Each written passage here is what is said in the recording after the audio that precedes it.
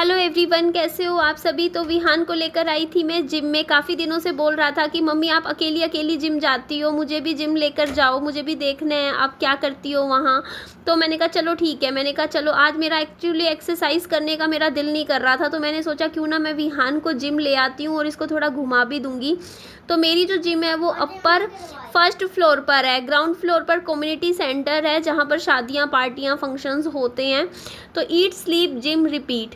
सो खाओ, खाओ, सो और जिम करो। तो मेरी जो जिम है उसका नाम है बर्नआउट जिम है, जो कि काफ़ी बड़ी जिम है, काफ़ी बड़ी, क्योंकि ये देखो आप खुद ही देख सकते हो कितनी बड़ी जिम है यहाँ पर। और कल ना जैसे हाँ शाम को जिम है। हाँ, तो कल शाम को जब मैं गई ना तो वहाँ पे देखा मैंने, शाम के टाइम तो इतनी भीड़ हो जाती है ना जिम में, इतने लोग आते हैं। मैं तो नॉर्मली 4 बजे के टाइम पे आती हूँ जिम, 4 साढ़े 4 से 6 के बीच में मैं किसी भी टाइम आ जाती हूँ।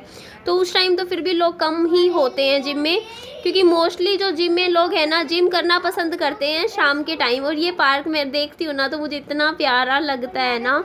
इस पार्क से मेरी इतनी यादें जुड़ी हुई है, मैंने इतनी वीडियोस बनाई हैं। इस पार्क में मैं आया करती थी फैमिली के साथ, और इस पार्क में बैठ के काफ़ी, जब विहान छोटा था ना तब भी मैं बहुत आती थी। तो विहान बोलता मम्मी मेरे को जिम में लेकर आई हो तो मुझे एक्सरसाइज भी करवाओ। तो मैंने कहा चलो, बट विहान कोई भी एक्सरसाइज नहीं कर पा रहा था, क्योंकि विहान के हिसाब से सारी मशीनें काफ़ी बड़ी थी, और इसीलिए तो मैंने कहा चलो देखते हैं। मैंने कहा चलो, यहाँ कुछ बॉल्स रखी हुई थी, एक्सरसाइज बॉल्स जिसको बोलते हैं, जिस पे हम तो मैंने कहा चलो वो विहान अभी फ़िलहाल कर सकता है। तो ये वाली जो बॉल है ये बिल्कुल हल्की सी थी और बिल्कुल इसमें वेट भी नहीं था।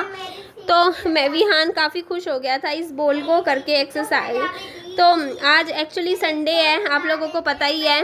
तो आप लोगों को पीछे मेरे बेटे की आवाज़ भी आ रही होगी, क्योंकि वो भी पीछे से बोले जा रहा है। और मैं एक्चुअली डबल काम कर रही हूँ, उसको आप लोगों से बात भी कर रही हूँ, साथ में मैंने सुबह का नाश्ता बनाया है। तो मैं विहान को नाश्ता खिला भी रही हूँ, क्योंकि फिर नाश्ता खिलाने के बाद मुझे देनी होती है विहान को दवाई।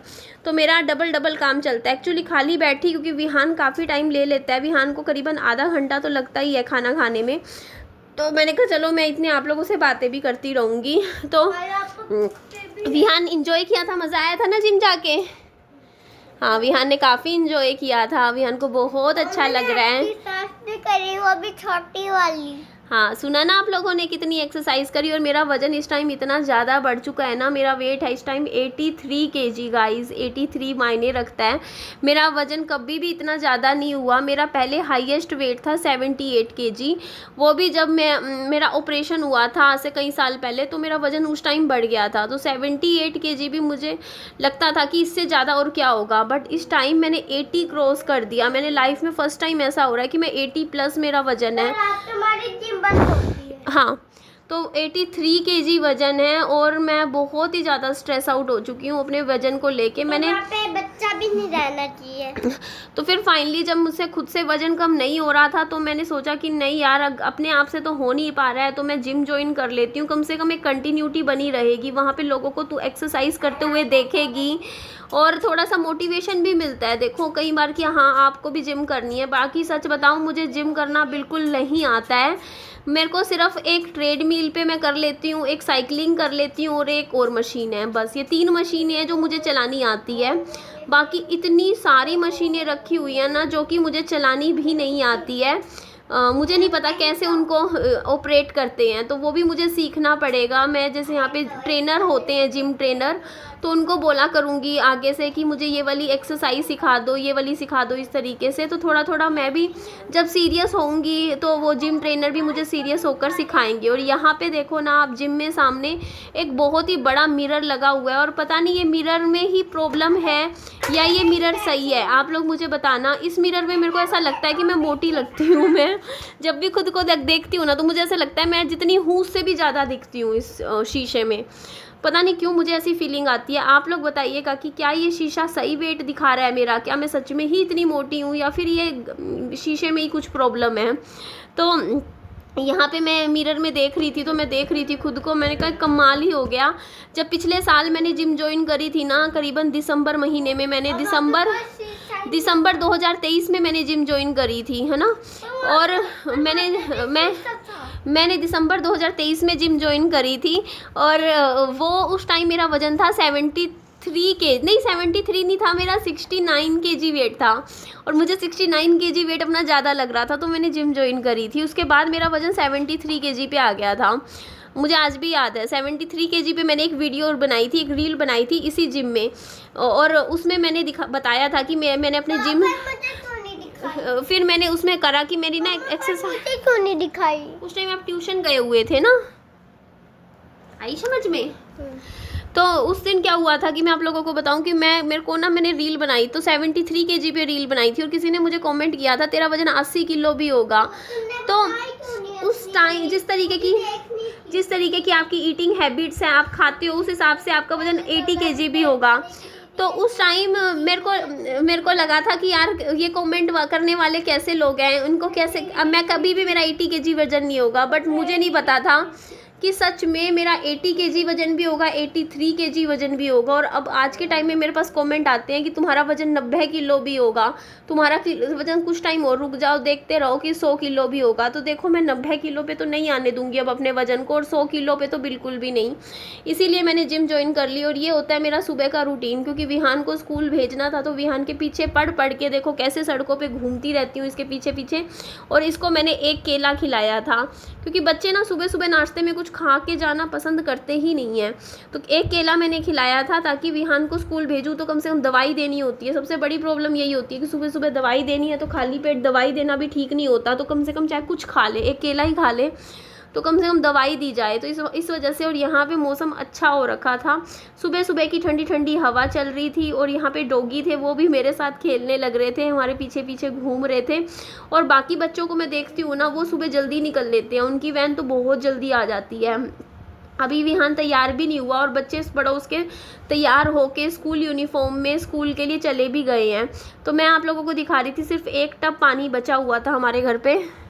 तो ये है विहान का टिफ़िन में मैंने आम का अचार रखा, 2 जो टिफ़िन सेक्शंस थे उसमें मैंने तरबूज रख दिया था कट करके, क्योंकि ठंडा तरबूज था, फ्रिज में रखा हुआ था। तरबूज विहान पसंद करके खाता है। साथ में मैंने 2 आलू के पराठे रखे थे। तो टिफ़िन मैंने बढ़िया पैक कर दिया था। तो पैक करके फिर विहान की वैन आ गई थी, विहान को स्कूल चला गया था। उसके बाद मैंने यहाँ बनाने लग गई थी सब्जी, क्योंकि आलू के पराठे बनाने के लिए आलू उबाले थे तो कुछ एक्स्ट्रा बच गए थे, और सब्जी इतनी यम्मी बनी थी, इतनी टेस्टी। मतलब मैंने कुछ खास ये नहीं किया तो कुछ स्पेशल किया हो, बट कई बार ऐसा होता है कि अच्छी बन जाती है सब्जी, और इसमें बहुत ही बढ़िया फ्लेवर आ रहा था। तो बहुत ही टेस्टी सब्जी थी। साथ में आम, नहीं बेटा, नहीं, अब अंडा तो हमारे घर में आता ही नहीं है। मैं आपको बता रही हूँ, हमारे घर में सिर्फ सर्दियों में अंडा आता है या ठंड के मौसम में। अब देख लो कई महीने हो चुके हैं, हमारे घर में कोई अंडा एक बार भी नहीं आया। हम लोग अंडा खाते हैं सिर्फ दिसंबर में, जनवरी में, फरवरी में, या थोड़ा बहुत नवंबर में। 4-5 महीने जो होते हैं ना, जब ठंडा मौसम होता है। अब गर्मी करते हैं, इतना गर्म मौसम है, ऐसे में बेटा गर्मी ऑलरेडी इतनी है। उसके बाद मैं गई थी यहाँ हॉस्पिटल में, क्योंकि विहान के लिए भी दवाई खरीदनी लानी थी और मेरे लिए भी। तो 10 रुपये पर्ची के लगे मेरे। एक्चुअली नहीं लगते, पर्ची के नहीं लगते, पुरानी पर्ची पे ही नई पर्ची बन जाती, लेकिन मेरे को मिल नहीं रही थी पुरानी पर्ची। तो यहाँ से मैंने विहान के लिए आयरन की टेबलेट्स ली थी। मुझे खांसी जुकाम तबीयत ख़राब थी, तो मैंने अपने लिए भी ले ली थी खांसी की। उसके बाद मैं चली गई थी बाज़ार, क्योंकि विहान स्कूल था, तो मैंने कहा मंडी चले जाते हैं। तो मंडी से मैंने काफ़ी सारे फ्रूट्स ख़रीदे। मैं आप लोगों को घर जाके दिखाती हूँ।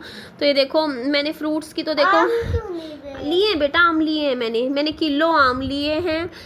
इसके अलावा किलो मैंने खरबूजा, 100 रुपये के किलो आम आए हैं, 100 रुपये के 3 किलो खरबूजा आए हैं, और 50 रुपये का केला चल रहा है, और ये तरबूज आया 60 रुपये का। हाँ, नहीं तो सारे फल फ्रूटों के रेट मुझे पता चल गए हैं। तो बाकी मीठा था, खरबूजा काट के उन्होंने मुझे दिखाया था, तभी मैंने लिया। और आम भी देखो सही थे एकदम, वो नहीं थे कच्चे कच्चे खट्टे खट्टे आम कहीं चल रहे हैं ना आजकल, वैसे नहीं थे। तो काफ़ी दिखने में अच्छे लग रहे थे मुझे। तो मैंने कहा विहान आम खुश होके खाता है, तो विहान के लिए ले लिया था। तरबूज भी विहान खुश होके खाता है। उसके बाद मेरा आया था ये पार्सल।